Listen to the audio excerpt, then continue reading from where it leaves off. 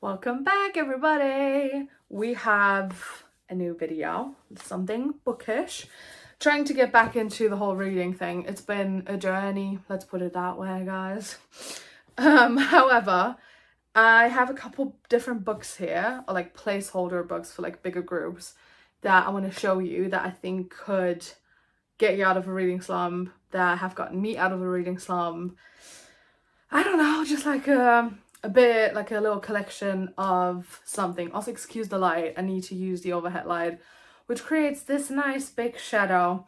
But it is autumn basically, so lighting is not doing as well. So we have to work with what we got, and this is what we got right now. So let's just get into it. One of the first ones, I think this might be one of my favorite ones as well, is Love is a Mixtape. I think I have talked about this before. It is not super long. It's like 200 pages roughly, tiny bit more than 200 pages, you know.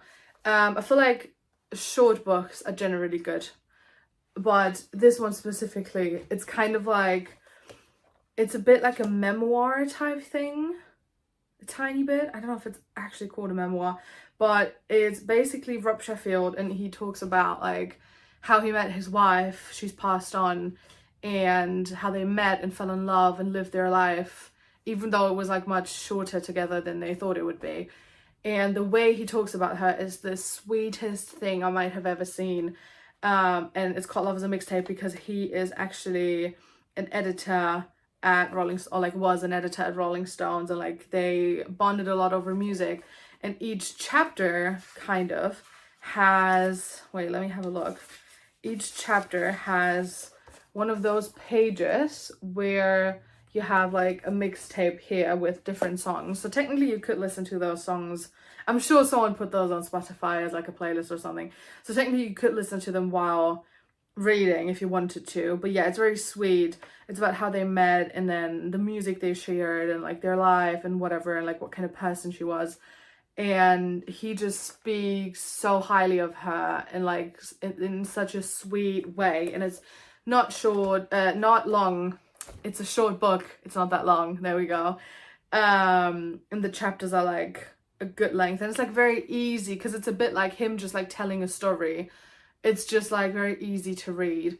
Definitely like went through this quick, and it's so sweet. So this is my first number one recommendation for like getting out of reading slump. If you want to read something quick and fast kind of but still sweet, read Love is a Mixtape. Then we have something that is kind of like a placeholder. I have A Gentle Reminder, which is basically a placeholder for all of these kind of, I think Jack Edwards once said, it's Instagram story poetry. Like, you know, it's more like a bit motivational quotes, and like not super deep, but like it you know, it's not like crazy poetry. And you know, if you look at like techniques and whatever, it's compared to like Shakespeare and stuff, this is bullshit.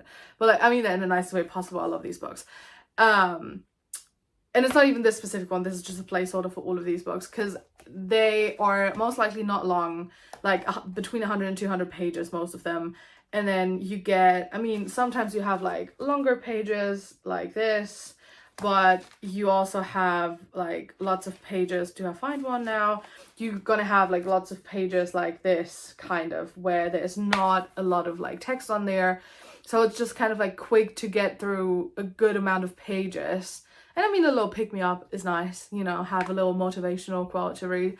So you get through pages quick, and I always feel very accomplished then if I can kind of like put in my story graph, ooh, read 50 pages, or like read whatever, how many pages, or like, ooh, finished a book quick. And I thought like that feeling of being accomplished and being like, ooh, I finished that, is going to give you enough energy to pick up the next book, kind of, you know, like tricking ourselves into reading more. So this is the next recommendation. Then similar in terms of reading through quick, I have Heartstopper. I got the whole series, I read the whole series.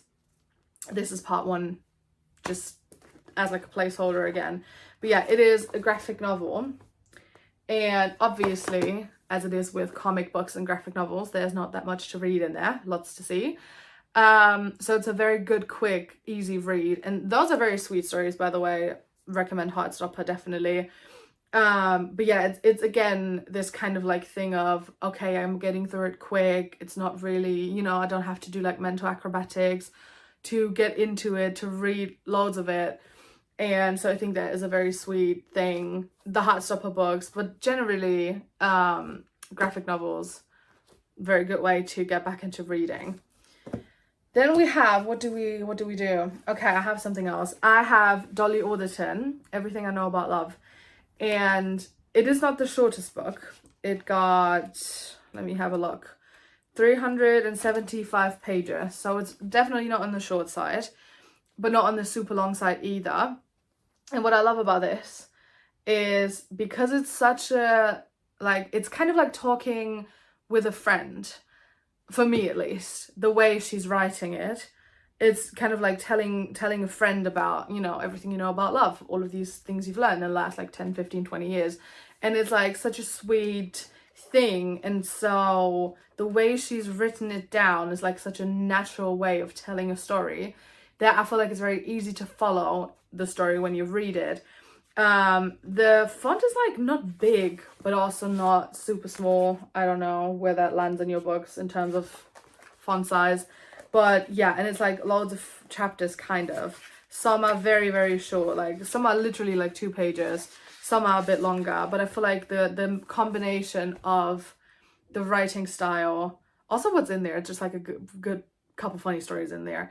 The writing style, what's in this, and then also just like the fact that there's lots of short kind of chapters and so many different things happening keeps it very good and interesting. Love a Dolly Alderton book. So reading Dolly Alderton, basically. Then we have another short book, which is Nora Goes Off Script, which I have read this year. I have to admit, this one specifically, I had a bit of a hard time in the first half, which is kind of like counterintuitive to a reading slump, is it? But I'm going to be here as your friend, as your book friend, and say, I found the beginning kind of boring, but it gets better. It gets so much better. So keep holding on. And it's not that long. It's like 250 pages. So again, we're kind of on the like theme of short-ish books, which I feel like is always good for a reading slump. And it gets very sweet, like halfway through, a bit before that maybe. Yeah, read this, have this. Then we have something else. We got, again, one book that is not so long. It's 275 pages, and it's The Midnight Library. I have read this ages ago. Couldn't tell you the full story, but it's basically, what is her name?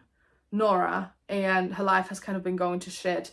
And so she is in this, I don't know what it's called actually. I mean, it's the Midnight Library, but it's different for everyone. But it's kind of like this state, I think, between being dead and alive, where people go to kind of like one of their favorite places, or like something that means something to them. And for her, it's the library. And they have all these can kind of like dabble in all these different versions of the lives they could have if like one thing went differently. Like if she would have not done the same thing the day before, or if when she was like 16 she wouldn't have dated that guy, or if she would never have turned left on that street but right, and you know, all these kinds of things. And so she kind of gets to experience so many different versions of herself to kind of see, okay, I can still turn this around, kind of to show her it's still worth it, and such small decisions can make such a big difference. Kind of, and then she low-key kind of has to decide, not really if she wants to live or die, but like I guess in a way. But yeah, it was very interesting, like the different versions of her, and it's been ages, like I said. But yeah, it's a good easy read. It's very interesting to see the different versions of herself and like how close some of them are, like so close. Even if something major like went different, it's still so similar. And then there's versions of her where she's like not in a tiny shitty apartment thinking her life is going to shit, but she's living in like, I don't know, like Australia or something, you know, like somewhere by the beach, and serves and like does so many different things. And it's like, that's so like not me, but in the version it works. And she was like only one small decision away from, you know, living that kind of life. So I think it could be to some people maybe a bit inspirational about like, you know, taking a chance and like small decisions, might make a bigger difference than you think, and it's like you can still turn it around, you can still do what you want to do, but it's also just like nice.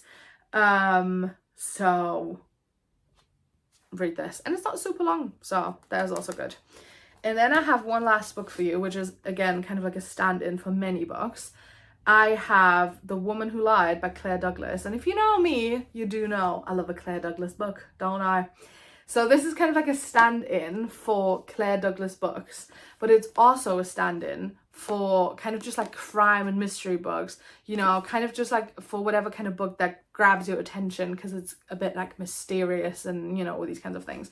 You guys know I love a good romance book, and I do love it. And sometimes you don't know how the romance is going to play out, and, you know, that catches your attention, obviously.